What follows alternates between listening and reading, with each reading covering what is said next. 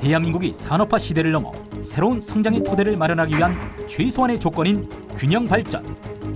하지만 현실은 균형 발전과는 거리가 먼 상황. 국토의 한쪽 수도권에선 기업과 인구, 공장이 밀집된 고화 상태를 고민하고 그 외의 곳에서는 인구 절벽과 지방 소멸을 걱정하고 있다. 실제로 전국 시, 군구 두 곳 중 한 곳은 소멸 위험 지역이 된 상황. 과연 대한민국 지역 모두를 살리고 어디서나 살기 좋은 시대를 만들기 위한 방안은 무엇인지 국가균형발전위원회 우동기 위원장을 통해 들어본다.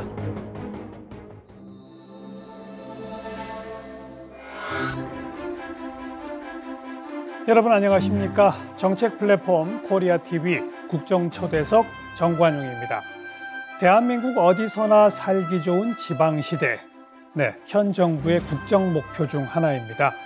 현 정부뿐이 아니죠. 지난 모든 정부가 지방을 살리고 국가 균형 발전을 이루기 위한 다양한 노력을 해왔습니다만, 하지만 여전히 지금 국토의 12%에 불과한 수도권의 절반 넘는 인구가 살고 있고, 수도권 기업들이 주식시장 시가총액의 무려 86%를 차지하고 있습니다.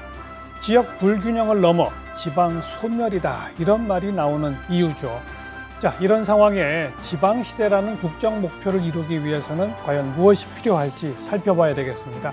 국가균형발전위원회 우동기 위원장을 초대했습니다. 위원장님, 어서 오십시오. 예, 안녕하십니까. 네, 수도권 집중 여전하죠? 여전하죠. 계속 심화되어 온 거죠? 그렇죠. 박정희 대통령 때부터 농촌 인구들이 수도권에 몰려 들어올 그렇죠. 때부터 염려했던 것이 바로 오늘날의 이 현상이었습니다. 네. 그래서 1978년도에 임시행정수도에 대한 계획까지 세웠었고요. 그랬었죠. 또 수도권 정비계획법이라는 강력한 법제도도 가졌었고, 그때 목표는 수도권의 인구가 30%였습니다. 그게 지금 벌써 50%를 넘었었습니다. 예. 그러니까 이게 지금 근대화 산업화 시작한 이후로 한 번도 이렇게 거꾸로 가지 않고 계속 집중으로 온 거죠. 그렇죠. 그러나 정부는 항상 균형발전을 추구를 해왔고요. 또 그 정책도 시행을 해왔습니다. 그러니까 균형발전 추구하고 균형발전을 위한 정책도 시행하고 수도권 집중 억제를 위한 법도 있고 다 했는데도, 그런데도 이렇게 집중이 계속 이어져 온 제일 큰 이유는 뭐라고 보십니까? 저는 두 가지에서 원인을 찾고 싶은데, 하나는 이제 우리 국토계획, 지역개발 이렇게 하는 사람들이 했는 공부도 있었고, 또 외국에서 그런 학문들이 도입되면서 지식, 정보, 통신, 교통이 발달하면은 분산 발달이 이루어진다고 생각했고, 균형 발전이 이루어진다는 그런 가설이 있었습니다. 이론적으로? 예. 그 이제 유럽에서도 그렇게 볼 수 있었고요. 예. 그래서 그러나 우리나라 경우는 이걸 살펴보니까 결과적으로는 이것이 수도권에 더 집중되는 그런 결과를 자아낸 거죠. 지식과 정보가 모이니까 또 새로운 정보가 산출이 되고, 또 그것이 새로 또 인구를 모으는 효과를 가져왔고, 그것이 우리나라의 국토계획을 수립하면서 지금 반성되는 그런 측면이고요. 이게 일본하고 우리나라에서 보여주는 독특한 그런 현상이죠. 그럼 예를 쉽게 말씀드려서, 외국에 여러분 다녀보시면은 우리나라의 이 도심에 가면은 먹자골목이라고 집자가 돼 있는 있죠. 외국에는 코리안타운이나 차이나타운을 제외하고는 잘 볼 수 없는 현상입니다. 하긴 또 그러네요. 네. 그래서 이게 대면 문화, 이런 것들이 우리가 간과했던 부분이 아닌가. 두 번째는 지금까지 균형 발전을 경제적 효율성과 비효율성이라는 측면에서 접근을 해왔어요. 효율성. 예. 그러다 보니까 경제가 어려울 때 이것을 양보를 했습니다. 균형 발전 정책을. 그게 이제 대표적인 게 IMF 때. 그렇죠. 원래는 수도권 정비계획법에서 수도권에는 대기업 입지를 금지를 하고 있었어요. 근데 IMF 때는 IMF 때 첨단 산업하고 새로운 그 벤처 산업을 육성하면서 풀어줬습니다. 그게 오늘날 평택이 저렇게 형성되고 파주가 형성되고, 그 결과로 구미에 있는 전자산업이 이전되고, 이런 형태를 거치면서 더 가속화됐죠. 네. 그리고 우리나라의 인터넷 혁명, 이것도 거기에 불붙인 요인 중에 하나가 아닌가. 인터넷 혁명이 왜 관계가 됩니까? 그게 지식 정보가 더 집적되면서 그리고 또 따지고 보면은 KTX가 대단히 분산 있고 지역도 살기 좋다고 생각했는데 경제는 오히려 KTX 개통으로 서울, 부산 중심으로 집적되는 그런 효과를 가져와. 그러니까 지역의 이동이 시간이 단축됐다고 하니까 지역애들 살 줄 알았는데 오히려 서울로 부산으로. 지역에 설치했던 지사들이 서울로 철수를 하고 네, 뭐 이런 현상도 가져왔고요. 그런 예를 많이 살펴볼 수 있죠. 그러다 보니까 지금 대구 경북만 하더라도 하루에 서울의 병원에 진료를 하러 오는 사람들이 3,300명씩. 맞아요. 네, 그런 현상이 일어난 것이죠. 그리고 그 이후에 이제 야금야금 그 규제가 완화되기 시작했습니다. 예. 이게 70년대부터 80년대 시작해서 수도권에는 대학 설립을 금지시켰어요. 금지시켰죠. 인원도 안 늘려주고. 증원 안 되고. 예. 그러다가 또 산업인력이 부족하다고 기업체에서 아우성이니까 야간부를 풀어주고. 뭐 이런 우여곡절들이 많았죠. 근데 맨 처음 말씀하신 그 유럽 지역에서 발전됐다는 그 이론. 예. 지식과 정보 또 교통 이런 게 발전하면 분산 발전하더라. 유럽은 실제로 그럼 그렇게 발전해 온 겁니까? 지금 유럽에 1,000만 도시가 없지 않습니까? 그러네요. 그럼 뭐라고 봐야 돼요? 국민성과 문화의 차이입니까? 그래서 그런 문화의 차이도 요즘 이제 우리가 일본에서도 일본이 우리와 같은 전철을 먼저 밟은 경험이 있고 하는데 이게 뭐 학설적으로 꼭 그렇다기보다는 결과적으로 그러한 이론의 발목이 잡혀버린. 서구 유럽의 이론이 우리나라에는 안 맞는데 맞을 줄 알고 그냥 그렇게 했다 이 말이로군요. 예, 그렇게 했다는 것보다도 이제 지식과 정보를 그걸 발전시켜야죠. 발전을 시킬 수가 없어요. 예, 맞아요. 그렇다면은 이제 경제적 효율성을 뛰어넘는 그런 정책도 있어야 했는데. 네. 예. 우리 위원장님 국가균형발전위원회 위원장도 하신 이제 2달 정도 됐습니다. 예, 그렇습니다. 위원장으로서 국가균형발전에 대한 비전이나 목표 어떻게 잡으셨습니까? 균형 발전의 비전 목표는 이제 말씀하신 대로 이제 윤석열 정부는 대한민국 어디에서 살기 좋은 나라, 차별받지 않는 나라. 이제 이것을 우리 비전과 목표로 설정을 하고 있습니다. 예. 그러나 단기적으로 보면은 우선 제일 첫 번째 문제가 제2차 공공기관 이전입니다. 이제 노무현 정부 때 국가균형발전위원회를 만들면서 혁신도시를 건설해서 1차 공공기관 이전을 지방을 했거든요. 많이 했죠. 예, 그동안 중단이 돼 있었는데 네. 이제 2차 공공기관 이전이 가장 시급한 문제이고 또 하나는 지금 아사 직전에 있는 지방대학에 회생시키는 문제. 예. 이제는 뭐 균형 발전의 문제가 아니라 지방의 생존이냐 소멸이냐. 그렇죠. 예. 대학이 문을 닫느냐, 대학이 생존을 하느냐. 대학이 결국 지역 발전에 중추적 역할을 해왔는데 대학에는 지금 학생들을 모집 못하는 근본 원인은 또 뒤로 돌아가면은 더 큰 원인이 있죠. 저출산 문제. 인구 감소. 그렇죠. 그래서 이건 뭐 양파 껍질 까듯이 그렇게 복합적인 문제이기 때문에 그렇게 간단한 문제가 아니죠. 네. 하나하나 좀 짚어보죠. 제2차 공공기관 이전은 그러면 언제쯤 이전 대상 기관들이 확정되고 언제쯤 그 각 기관별로 어디로 간다 이런 것들은 구체화될 게 언제쯤일까요? 내년 중반을 넘어서면은 1차 공공기관 이전에 대한 이제 논의가 활발하게 전개될 거고요. 지금부터 준비를 해서 우리가 이제 기본 원칙과 이제 전략들 또 방법을 사회적 합의를 얻어야 되겠죠. 이것도 이전이 그리 만만치 않은 게 서로 어떤 지역이든지 직원이 많은 조직, 기능이 큰 조직을 서로 가져가려고 하죠. 그래서 그런 문제 과정을 거치면은 이번에는 그렇게 큰 기관이 없습니다. 이미 다 갔으니까. 큰 기관이 갔고 뭐 200명, 300명 이런 기관들인데 또 지난번에는 새로운 신도시를 만들었어요. 맞아요. 혁신도시를 만들어가지고 가다 보니까 10년이 걸렸습니다만은 그러다 보니까 또 결과적으로 어떤 현상이 일어나면 그 신도시하고 원도시 간에 이반 현상이 일어나고 또 원도시의 공동화 현상이 공동화되는 이런 문제가 일어난 거죠. 그러니까 공공기관 이전이 지역 주민들에게는 피부로 느껴지질 못해요. 그렇죠. 그래서 이번에는 기성시가지를 활용해서 이전을 하겠다. 그러면 여기에 예를 들어서 임대하고 있는 쓰고 있던 공공기관은 가서 또 임대를 하면 될 것이고 그렇죠. 또 부지가 없으면은 요즘 학령 인구가 줄어서 학교가 수용 인구가 반으로 줄였거든요. 그럼 서울, 경기를 빈 학교를 활용한다. 빈 학교를 활용한다든지 이렇게 하면은 빠른 시간 내에 또 주민들이 직접 피부에 느껴지고 도심이 일체화되는 그런 현상의 순기능을 발휘할 것으로 기대를 하고 있습니다. 예, 내년 중반부터는 본격화될 것이다.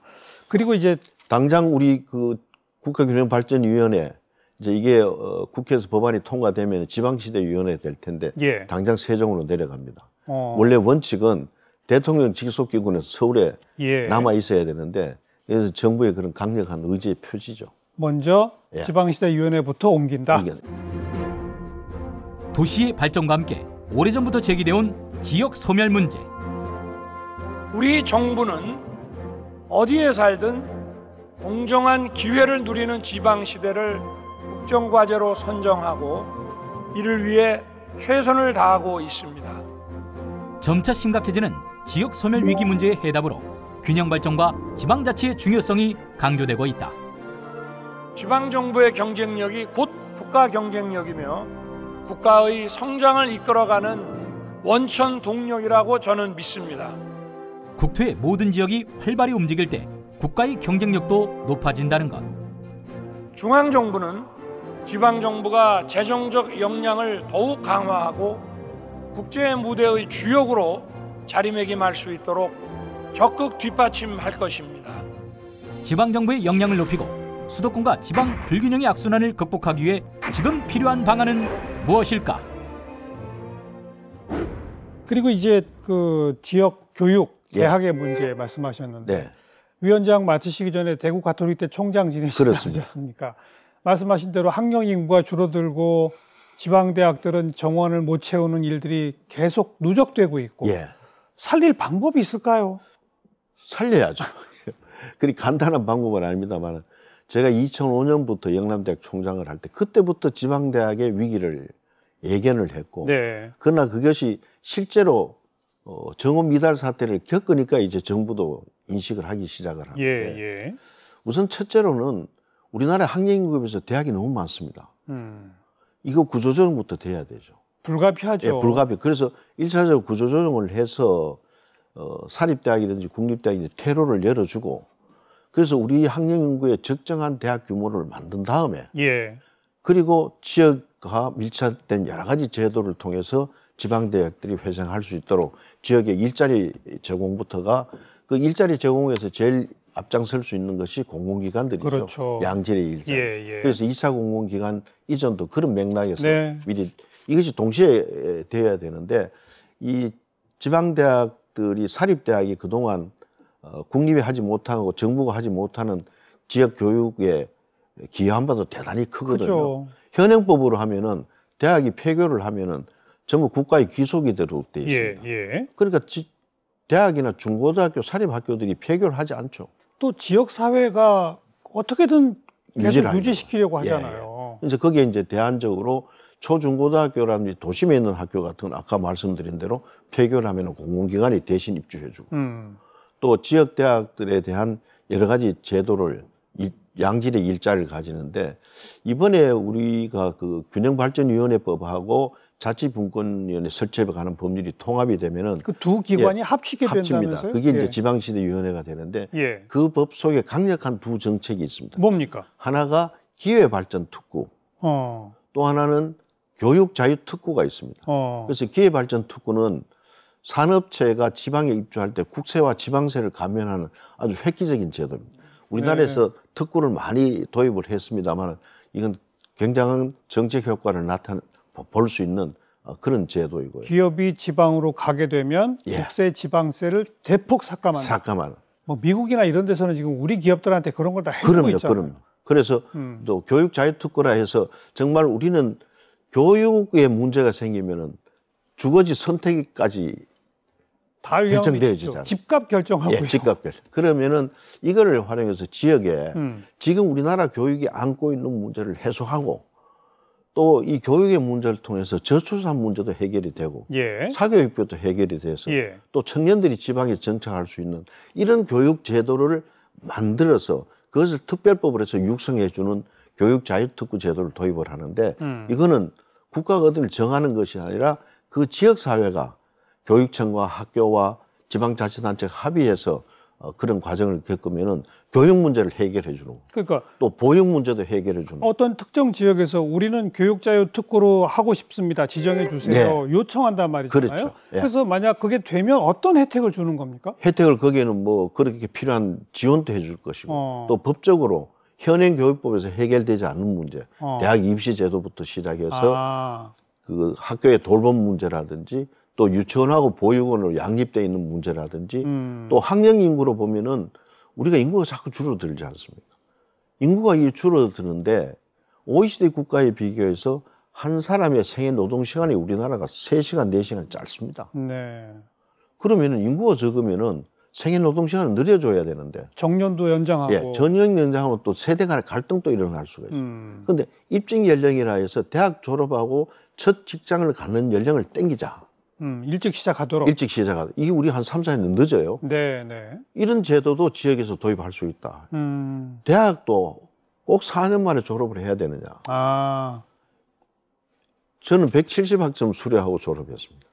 지금 120학점, 110학점. 또 첨단 학문은 이제 3년만 해도 쓸모없는 학문이 돼버려요. 예, 예. 그런 대학에서 3년만 해도 대학 졸업장을 주고. 그러니까 그런 각종 규제 같은 거를 다 풀어주는 교육 자유특구. 교육 자유특구. 이 제도도 도입을 하면은 지역사회하고 대학도 그리고 또 대학이 아까 말씀드린 공공기관이라든지 의과대학 그 모집 정원의 약 40% 정도가 지역 학생들을 입학시킨다든지 예, 이런 다양한 제도를 통하면은 또 하나는 지금 우리가 그 외국 유학생들이 들어오게 되면은 그 부모에게 취업 비자를 주다든지 그러면은 학생은 공부를 하고 부모들은 취업하고 취업해서 학비를 대주고 예. 왜냐하면 유학생들도 전부 수도권에 집중을 해요.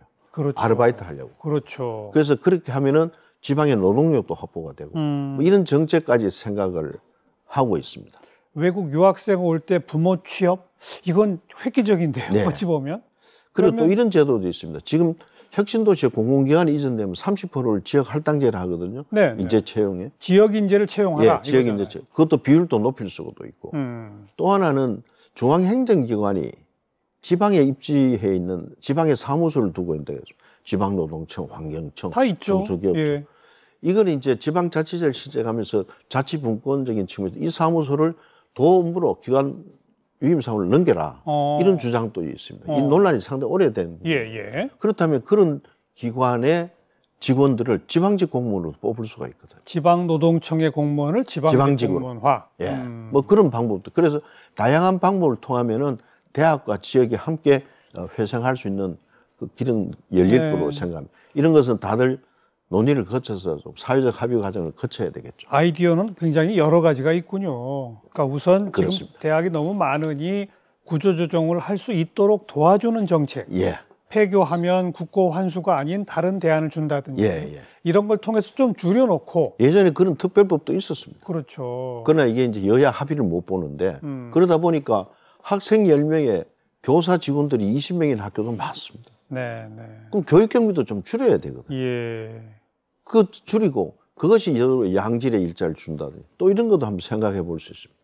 지금 군 단위에는 대학생을 한 해에 10명 전후로 배출하는 군이 많아요. 그런데 전부 장학재단을 가지고 있습니다. 군마다. 예. 또 요번에 고향사랑채에서 고향에다가 10만 원을 기부하면은 약 13만 원 정도 세제 혜택을 보는 제도도 내년부터 시행이 되거든요. 그래요? 그럼 고향 농산물도 주고. 예를 들어 정 선생님 고향에다가 10만 원을 기부를 하면은 고향 농산물이 군수가 또 선물도 보내주고 시장 군수. 그리고 세액공제를 받고. 그 외에 선거자금 10만 원 하면은 정치자금법에 따라서 하듯이. 그보다 이건 13만 원 혜택을 볼 수 있는. 이건 이미 입법됐으니까. 예, 내년부터 시행이 돼요. 그래요. 이런 과정을 통한다면은 지방의 대학 중고등학교는 사실 무상교육이나 다름없거든요. 예. 대학도 이 무상교육이 가능하다. 특히 지방부터. 예. 기초가 한 3분의 1 정도 부담을 하고 광역자치단체가 한 3분의 1 부담하고 대학도 학생 모집에 많은 돈을 쓰고 장학금을 줍니다. 이거 하면 한 3분의 1. 이런 획기적인 제도도 생각해 볼 수 있다. 네. 그러면 지역이 필요한 인재를 무상교육을 통해서 양성도 할 수 있습니다. 지금 위원장님 쭉 언급하신 그런 여러 아이디어들이 어디 한 군데 두 군데라도 모범적으로 이렇게 시행돼서 예. 국민들 앞에 이거 봐라 이렇게 하니까 이게 되지 않느냐 이런 사례를 만드는 게 중요할 것 같아요. 그거를 교육 자유특구로 풀어보려고 합니다. 네, 특별법을 만들어가지고. 네네. 예. 요건 아직 입법이 완료된 건 아니고. 이번에 이제 국회에 그 입법이 이제 송부가 되면은 국회에서 심의를 하게 되겠죠. 네. 이 부분은 여야가 없고 정쟁의 대상이 돼서는 안 된다고 생각하기 때문에 하루빨리 좀 법안을 통과시켜주면은 이 제도가 빨리 시행될 수 있을 것 같습니다.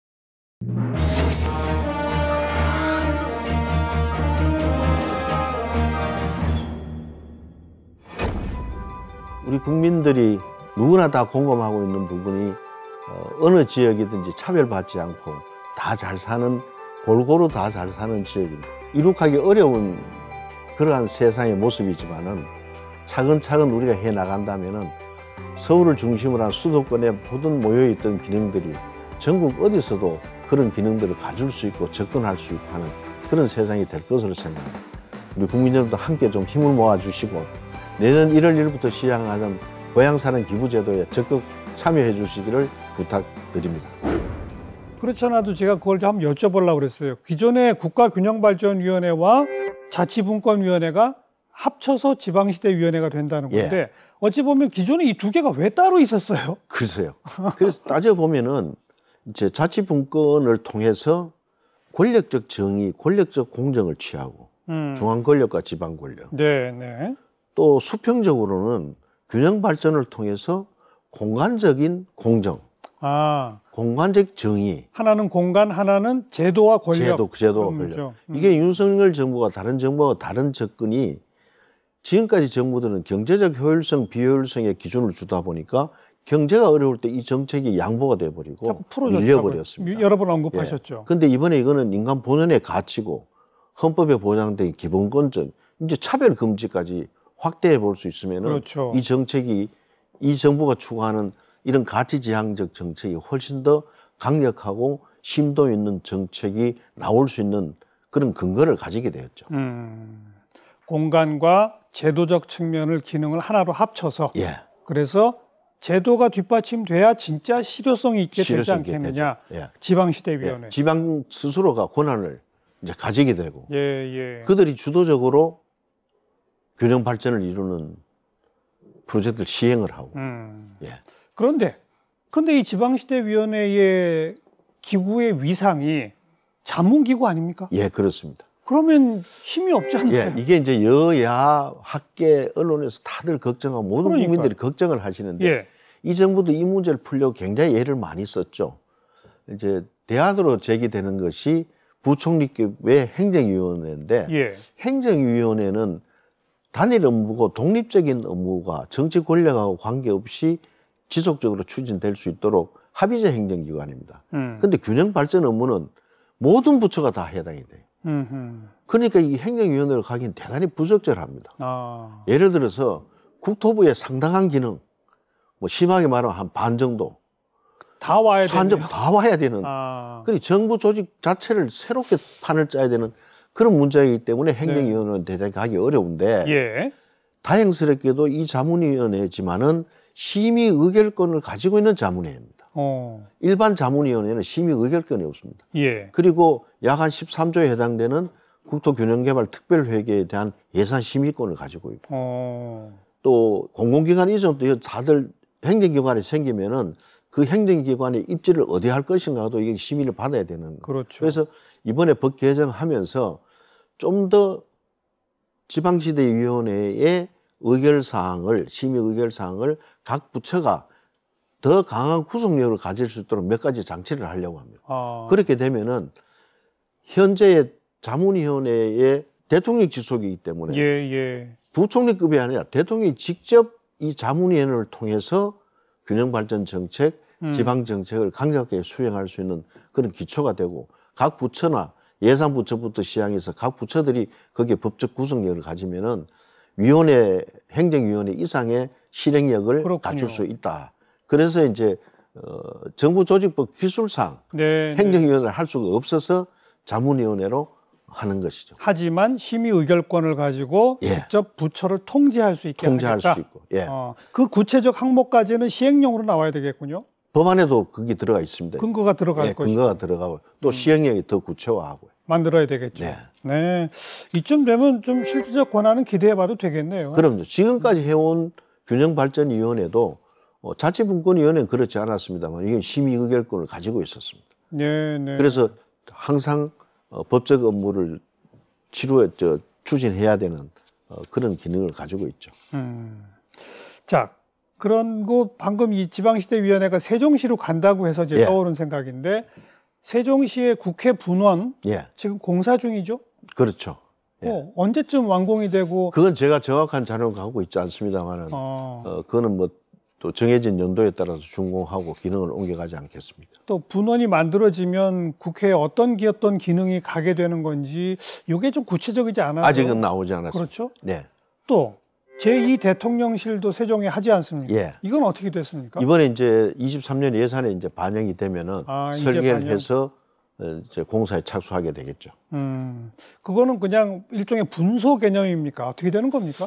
그래서 현재 이제 우리나라의 수도는 관행적으로 관습법상 서울이기 때문에 관습헌법이라는 관습헌법이라는 게 지난번 행정수도 이전하려고 헌법재판소에서. 헌법재판소에 났으니까 그걸 이제 헌법을 개정한다든지 하는 절차를 겪게 하지만 지금 세종에 하려고 하는 규모는 과거에 청와대가 가지고 있었던 규모, 용산의 규모하고 똑같은 형태이기 때문에 얼마든지 앞으로 합의 과정을 거친다면은 행정 수도까지 이전할 수 있는 그런 근거가 되지 않을까 생각합니다. 그러니까 제2 대통령실 설계 예산의 규모 자체는 그냥 잠깐 들르는 곳이 아니라 예. 대통령실 업무 전체가 가 있을 수 있는 상주할 수 있는 그런 규모다. 그럼요.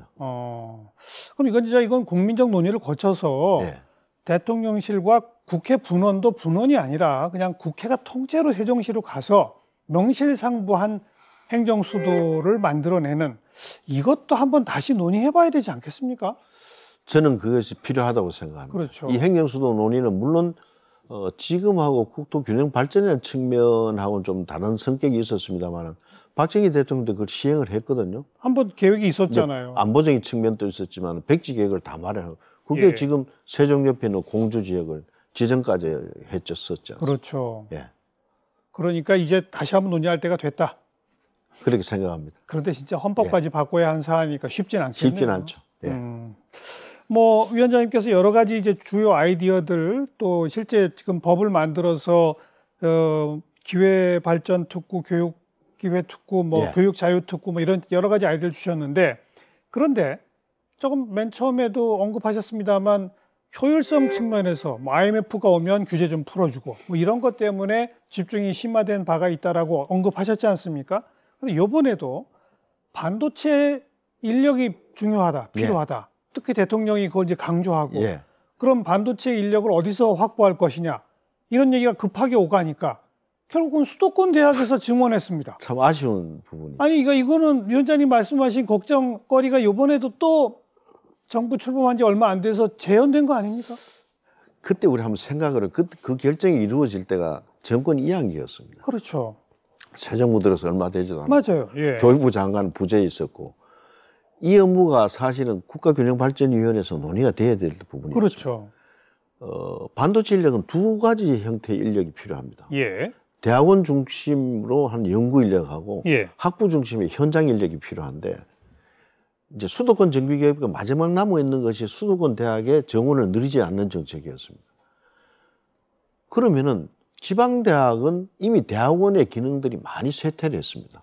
수도권도 지금 대학원을 다 못 채워요, 정원. 네네. 그러면은 연구 인력은 수도권에서 양성을 하고 어. 또 지방 국립 거점 대학이라든지 뭐 지방에도 좋은 대학들이 많지 않습니까? 예. 나머지 대학은 현장 인력 중심으로 재편이 됐으면은 이런 논란을 안 일으켰을 텐데. 하긴 말씀 들어보면 연구 인력의 그 숫자 규모는 현장 인력보다 훨씬 적을 거 아닙니까? 적죠. 그러니까 그 예, 적지만 그럼 대학원 정원을 늘려주면 되는 거예요. 그러니까 적지만 꼭 필요한 부분은 수도권에서 해도 좋다. 예. 그러나 더 규모가 크고 사람이 많이 필요한 현장 인력은 지방에서 한다. 지방에서 충분히 가능했었습니다. 이게 저는 새로 거는 이조 장관 후보자가 이 문제를 해결할 것으로 생각합니다. 네, 또 네. 그런 요구가 이루어지고 있고요. 예. 아직 확정된 건 아니죠. 아주 장관 취임도 안 했으니까. 그러니까요. 예. 그래서 이 부분은 충분히 정책 수정이 가능하다. 수정할 필요가 있다고 예, 보시는 거죠. 그렇습니다. 그리고 또 하나가 지금 해외에 나갔던 기업이 유통 기업이요. 다시 국내로 돌아오는 유통 기업을 하게 되면 수도권에 공장을 신증설할 수 있도록 한다. 지금까지 이것도 이제 역시 첨단업종은 가능했는데 일반 예. 제조업은 불가능했습니다. 이게 이제 이번 정부에 풀렸는데 이것도 그런 맥락에서 이해를 해주시면 좋을 것 같아요. 그래서 이번 새로운 그 지방시대위원회법에는 이 문제를 해결할 수 있도록 그보다 더 수도권에 입지하는 장점보다 더 큰 기회발전 특구라는 제도를 도입을 했습니다. 그러니까 국세지방세. 그러면은 설명하신 예, 그 기업들이 수도권에 입지하는 것이 유리할 거냐, 지방으로 갈 거냐는 걸 선택하면은 아마 그게 훨씬 더 유리한 법일 것이다. 그래 되면은 그 부작용은 그리 크지 않을 것으로 생각을 하고요. 그래서 신정부 초기에 일어날 수 있는 그런 문제다. 이건 충분히 보완할 수 있는 그런 정책이라고 생각을 합니다. 그리고 이제 지방으로 일자리가 생기고 기업이 가고 교육 문제가 조금 괜찮아지고 하면 기초적인 건 됩니다만 예. 그다음 중요한 거는 뭐 병원, 예. 그다음에 뭐 문화시설, 뭐 이런 것들은 지방자치단체랑 좀 계속 협업해서 뭔가 좀 마스터 플랜이 나와야 되지 않을까요? 그렇죠. 특히 청년들이 요즘 이제 청년 이주 정책, 뭐 청년 농민 양성 정책 다양한 방법으로 또 그렇게 벌써 농촌으로 옮겨간 사람들도 있는데 있고요. 제일 이제 그런 문제죠. 문화적인 문제. 문화죠. 우리나라 독특한 그런 문화적인 문제인데